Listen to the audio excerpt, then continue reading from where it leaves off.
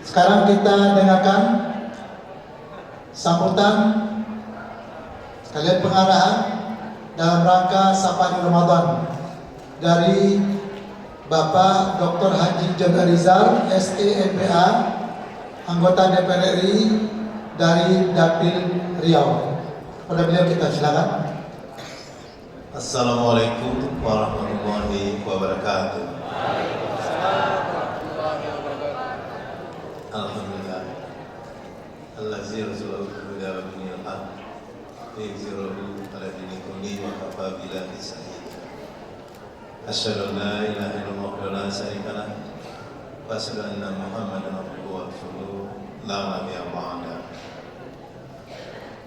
Yang sama-sama kita banggakan, kita hormati Pak Senario, anggota DPRD Provinsi Riau.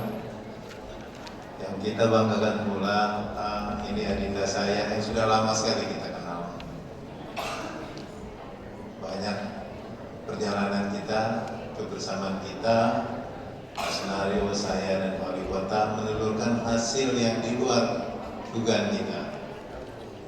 Tadi disinggung soal adanya dana bagi hasil, itu betul-betul kreasi Allah, menggabungkan pemikiran kita, pemikiran saya, mungkin Pak Wali, mungkin Pak Sunario, mungkin tokoh-tokoh masyarakat semua, dan doa dari semua masyarakat Dumai. Alhamdulillah ada kenaikan APBD Dumai. Barusan Pak Wali Kota bilang menjadi 1,6 triliun dari 1,2. Inilah buah dari salah satu kegiatan kita bersilaturahmi. Yang saya muliakan pengurus Yayasan Al-Muslimin, segenap yang hadir juga, dan ibu-ibu, khususnya Ibu Sunario yang luar biasa ya. Seorang wanita yang betul-betul cinta dengan Dumai juga saja. Apa saja yang dikerjakan untuk kepentingan Dumai. Serta semua jamaah Masjid Al-Muslimin yang hadir pada saat ini dan yang belum berkesempatan hadir juga. Pertama tentunya kita harus bersyukur Allah meridhoi hari ini kita bertemu. Saya disampaikan oleh Pak Haji Sunario kemarin bahwa ada acara di sini dengan jamaah Masjid Al-Muslimin, dan insya Allah Pak Wali Kota juga diundang. Saya bilang saya langsung hadir. Padahal kemarin saya itu masih posisi di Pekanbaru. Malamnya saya pulang. Tadi subuh-subuh saya balik lagi ke sini karena berharap bisa bersilaturahim dengan kita semua dan bisa ketemu juga dengan keluarga Muslimin dan bertemu juga dengan adinda saya yang bawa orang ini, Pak Wali Kota dan Pak Haji Sunario. Karena apa? Saya berpikir ini sangat perlu bersama. Karena Dumai ini besar. Dumai ini tidak bisa dibangun dengan sendiri. Dumai harus kita bersiap. Kemudian sholat dan salam kita sampaikan bagian kita Nabi besar Muhammad SAW. Bapak Ibu sekalian, di bulan Ramadan yang mulia ini, tentunya kita harus mempererat tali silaturahim kita. Kita betul-betul harus memperkokoh silaturahim di antara kita. Karena itulah jalan menguatkan kita untuk bersama-sama berjuang agar apa yang kita harapkan itu Allah ridhoi. Yang penting dalam hidup ini, saya sepakat tadi yang disampaikan oleh Wali Kota, di mana Allah ridho dengan apa yang kita lakukan. Proses yang kita alami sejak COVID itu luar biasa. Tapi sekarang kita jadi bersyukur. Bukan kita senang karena ada COVID, tapi bersyukur. Dengan COVID kemarin, terasa silaturahim itu penting. Karena 3 tahun hampir kita tidak bisa bertemu, tidak bisa berjabat tangan. Ada yang batuk aja kita kaget. Setiap hari yang kita dengar si A meninggal, mulai dari kawan jauh, kawannya dari kawan kita yang jauh, makin hari makin dekat, makin hari dekat, makin hari bahkan sampai ke keluarga kita. Di COVID itu kakak saya dipanggil lebih dulu juga, staf saya juga dipanggil lebih dulu, sehingga setelah sekarang kita terasa perlu sekali bersilaturahim. Jadi memang Allah itu memberi sesuatu itu tidak pernah sia-sia. Betapa rindunya kita mau tarawih 2 tahun, 3 tahun yang lalu. Kita mau tarawih ragu-ragu, takut dan seterusnya. Bahkan ditutup masjid juga. Bahkan sampai di Mekah pun orang tidak bisa umroh. Nah, bayangkan begitu setelah dibuka oleh Allah, penuh tuh sekarang umroh udah seperti haji. Saya beberapa minggu yang lalu sebelum puasa ke sana itu sudah penuh. Apalagi sekarang. Jadi ada hikmah yang luar biasa. Nah, oleh karena itu semangat bersatu kita ini jangan sampai terpecah-pecah lagi, jangan sampai berkurang pun sedikit. Cara kita bersatu sudah ada tuntunan dari Rasulullah. Ramaikan masjid. Tadi Pak Wali juga sampaikan, ramaikan masjid, Allah akan meramaikan rezeki kita. Itu janji Allah. Jadi hal seperti itu betul-betul harus kita lakukan. Bapak Ibu sekalian, saya hadir di sini juga karena acara malam di sini, dan sebelumnya tadi Pak Wali, saya dan Pak Sunaryo berkeliling bertemu dengan berbagai masyarakat. Apa yang kita bisa sampaikan kita sampaikan. Kita tahu Pak Wali dengan segala kesibukannya, maka tadinya saya hanya telepon saja dari Pak Wali. Karena kalau kita ketemu dari siang tentu sampai malam mengganggu jadwalnya Pak Wali juga. Jadi saya pikir ketemu malam ini. Jadi tadi saya kesempatan ini mengucapkan selamat nih Pak Wali. Saya baru tahu Kota Dumai sejak Pak Wali pimpin ini mendapatkan adipura. Saya ucapkan selamat. Tadi kebetulan saya bersilaturahim dengan saudara-saudara kita para dinas kebersihan. Ya, yang saudara-saudara yang menyapu jalan, yang bersih jalan. Jadi banyak yang bertemu. Mereka sampaikan alhamdulillah dapat adipura. Nah itu apresiasi. Pasti ada sesuatu yang dikerjakan dengan baik, dengan niat baik, sehingga dapat penghargaan dari tingkat nasional. Begitu juga dengan pertamanan. Mungkin ada 500-600 orang yang kita ketemu. Alhamdulillah kita ada sedikit bantuan sembako yang kita sampaikan. Wah, mereka terharu sekali.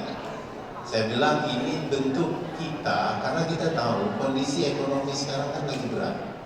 Ada bentuk kita merasakan apa yang masyarakat rasakan. Jadi mereka juga senang sekali, dan saya juga merasa senang juga bahwa ada masyarakat yang betul-betul memang sedang memerlukan. Cuman tadi dia nitip Wali, Pak John, nanti kalau ketemu Pak Wali, tolong sampaikan THR kami katanya Pak Wali. Jadi saran saya Pak Wali, ini memang perlu kita bantu ya. Tadi kalau saya mau dari kantong saya, rasanya tidak cukup. Jadi saya diam saja. Nanti saya janji akan saya sampaikan. Nah, karena janji itu utang, saya sampaikan ke Pak Wali hari ini. Nah, mudah-mudahan THR-nya mereka bisa diperhatikan oleh Pak Wali. Karena apa? Karena sekarang dengan kita memperhatikan itu, saya yakin Pak Wali akan memperhatikan itu. Insya Allah APBD Dumai terus dari tahun ke tahun akan meningkat. Nah, kemudian juga saya mau menyampaikan sedikit juga hal-hal yang telah kita lakukan. Tadi beberapa hal Pak Wali sampaikan, pada saat jalan berpergi dan seterusnya, Pak Naryo juga menyampaikan ada hal-hal. Jadi saya itu diamanahkan sebelumnya di Komisi 11. Mitra kami itu Kementerian Keuangan dan seterusnya. Sekarang saya diamanahkan di Komisi 6. Nah, di Komisi 11 itu berhubungan dengan sektor keuangan. Pada saat COVID itu para pengusaha, para pedagang kita, para UMKM kita betul-betul sangat kesulitan. Sehingga bagi mereka yang punya atau didukung oleh perbankan itu kondisinya sangat berat. Bahkan cenderung usahanya menjadi macet. Karena yang beli nggak ada, barang-barang yang dibutuhkan juga nggak ada, jadi aktivitas keuangan yang mereka stop. Sehingga diperlukanlah relaksasi. Saya coba sampaikan kepada OJK waktu itu, mereka merespon dengan baik juga. Karena saya sampaikan kalau tidak cepat dibantu, dikasih relaksasi itu kemudahan. Artinya kalau tadinya harus mencicil pokok, utang dan bunganya, boleh bunganya saja yang dibayar dulu, pokoknya ditunda. Itu juga rumah dan lainnya. Nah kemudian bunganya juga diturunkan, jadi dikasih kemudahan untuk kita. Nah alhamdulillah kebijakan itu diambil, keluarlah peraturan namanya PUJK 11 sehingga para UMKM itu bisa berjalan sampai hari ini. Kalau tidak, mungkin sebagian besar sudah tutup. Sementara ekonomi kita ini di Indonesia penunjang utamanya UMKM, bukan para konglomerat. UMKM itu lebih dari 80%. Kalau mereka ini tutup atau kolaps, bangkrut, ekonomi akan terhenti. Nah, oleh karena itu kebijakan ini sangat strategis dan penting. Mungkin tidak banyak yang tahu karena ini bentuknya kebijakan. Beda dengan kita datang tadi menyampaikan bantuan langsung, misalnya sembako dan lain-lain. Tapi kebijakan ini kalau sampai tidak diperoleh, tentu ekonomi masyarakat akan tutup. Nah begitu juga akhirnya di sini saya tahu juga banyak perusahaan-perusahaan besar. Nah beberapa perusahaan besar juga waktu itu menemui saya menyampaikan kami juga perlu dukungan relaksasi. Saya langsung terbayang rumah Pak Ali. Karena perusahaan-perusahaan besar ini kalau usahanya macet, karyawannya kan ribuan. Nah karyawannya itu orang-orang kita semua juga. Jadi saya coba komunikasikan lagi. Saya yakinkan sektor keuangan OJK tersebut akhirnya juga dijadikan atau dibuatlah peraturan yang berkaitan dengan relaksasi tadi, sehingga alhamdulillah sampai hari ini ekonomi berjalan seperti sekarang. Dan kondisi sekarang pertumbuhan ekonomi kita itu di atas rata-rata pertumbuhan ekonomi dunia, walaupun kondisi masih berat. Nah hal lain yang saya ingin sampaikan terutama buat ibu-ibu, saya kebetulan sekarang di Komisi 6 bermitra dengan Kementerian BUMN, makanya tadi ada teman-teman BUMN yang hadir, terima kasih. Dan bermitra juga dengan Menteri Perdagangan. Nah, begitu mulai masuk puasa sampai ke Lebaran ini, mulai masalah sembako kan, beras mulai naik, cabai mulai dan seterusnya. Bahan-bahan pokok itu mulai trennya menaik. Nah ini karena saya di Komisi 6 itu kita berjuang terus supaya naiknya itu tidak terlalu memberatkan masyarakat. Nah kebetulan pada saat mungkin masih ingat beberapa waktu yang lalu ada minyak goreng hilang kan dari pasar. Nah hilangnya minyak goreng tersebut karena ada hal-hal yang dilakukan tidak atau di luar perkiraan. Karena apa?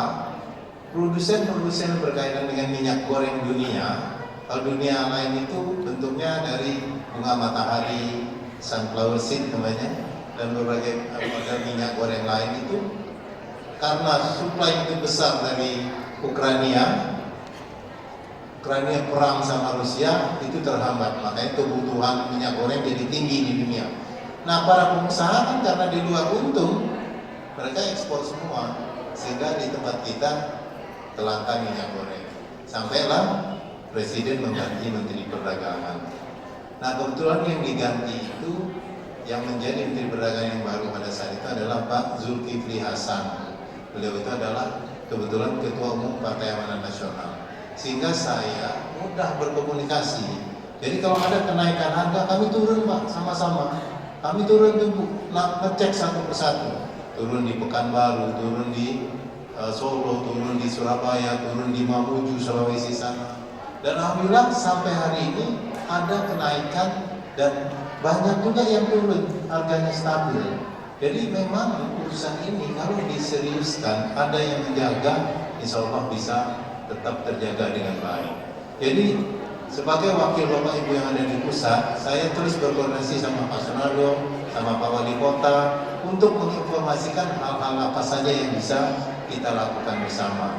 Bapak Ibu yakinlah tadi dukungan Pak Wali Kota seperti itu kepada saya itu karena beliau tahu betul bagaimana kami selalu berjuang bersama-sama. Nah, mari kita pertahankan kondisi ini. Kita harapkan juga ke depan Pak Wali Kota bisa duduk lagi, setuju ya? Nah, bisa beliau duduk lagi, saya dan Pak Nadio tetap di DPR RI, saya Pak Nadio tetap di provinsi. Nah, mudah-mudahan dengan sinergi ini, saya yakin ke depan Dumai akan lebih maju lagi. Saya lihat ibu-ibu udah resah ya, udah mempersiapkan sahur. Saya rasa cukup sekian. Mohon maaf lahir dan batin. Saya lagi sebelum saya tutup, saya dan keluarga mengucapkan selamat menyambut Hari Raya Idul Fitri. Tentu sebagai manusia banyak kesalahan, baik secara langsung maupun yang Bapak Ibu dilihat di TV atau di media. Saya mohon maaf lahir dan batin.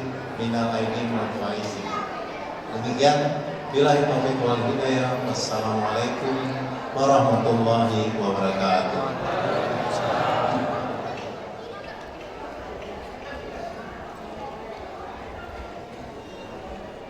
John, Bapak Ibu sekalian, kami mohon maaf ada yang tertinggal tadi Pak. Ada masjid yang disebutkan tadi tertinggal, ya, yaitu Masjid Darul Amal dari Teluk Makmur. Mohon pengurusnya Pak ke depan.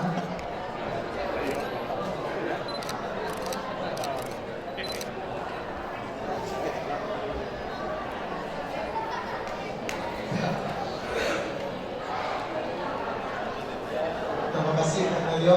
Selama penyerahan sebuah list yang tertinggal tadi, maka secara resmi berakhirlah acara kita pada malam hari ini.